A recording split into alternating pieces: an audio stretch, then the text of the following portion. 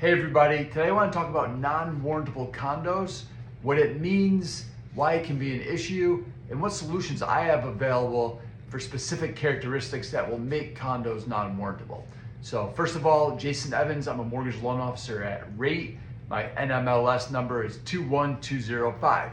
So first of all, what does non-warrantable condo mean, and why are you hearing that the home you want to buy or that you currently own is considered non-warrantable? So what this means is it doesn't meet certain criteria that are set by traditional mortgage underwriting guidelines. So when you're getting approved for a mortgage, not only do we need to qualify you individually as the borrower, but we also need to approve the collateral. If you're buying a condominium or a townhouse, that includes the condo association and the characteristics of it. So if it's a non-warrantable condo, that means there's certain aspects of it that do not meet traditional underwriting guidelines, which are really set by Fannie Mae and Freddie Mac, and then a lot of investors will follow those guidelines. So I have options for a portfolio lending program we have where we will lend on non-warrantable condos, and I'm going to go over specific characteristics that we're okay with that would not be okay under traditional guidelines. So if you have any of these issues, I may have some solutions for you. This is good for primary homes, secondary homes, or investment properties.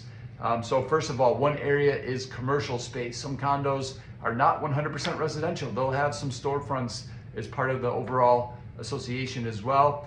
We're good going up to 50% commercial space. That means half of the association could be residential, the other half commercial. We're okay with that. That would not be allowed for a warrantable condo. For investor concentration, this is how many of the units are owned by investors that do not live in the home. So it's not owner occupied. We're okay if 100% of the units are owned by investors. There's no owner occupants. Again, typically this is not allowed for a warrantable condo situation.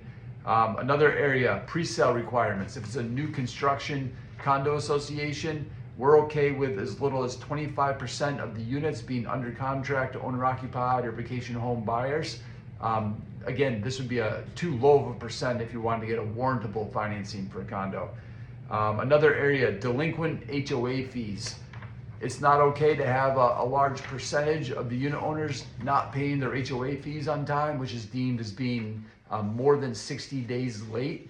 So we're okay with our non-warrantable portfolio program if up to 35% of the unit owners are 60 days or more late on their fees. This would be too high of a percentage for traditional guidelines.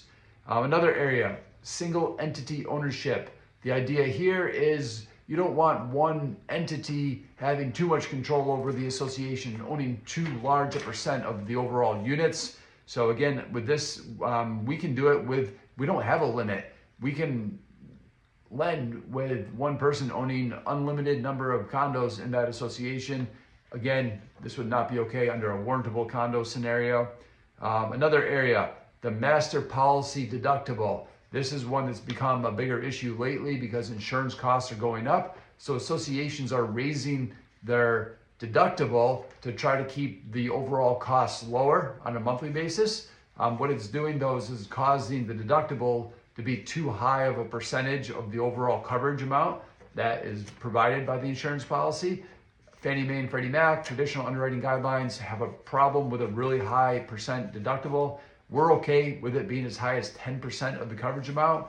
Fannie Mae and Freddie Mac wanted it 5%. So we're okay with our non-warrantable programs doubling what's traditionally allowed there. Another area, Condotels. This is a condo association that acts and looks and operates more like a hotel than a traditional condo association. So there's certain aspects of it that would be deemed labeling it as a condotel. We're okay with that scenario. We can give you financing options for projects that are considered condotels. So again, they have resort-like amenities, rental desks, things like that, short-term rentals for it. We're okay with that scenario, not okay as a warrantable condo. And then another area is the budget and the reserves that are being set aside by the association.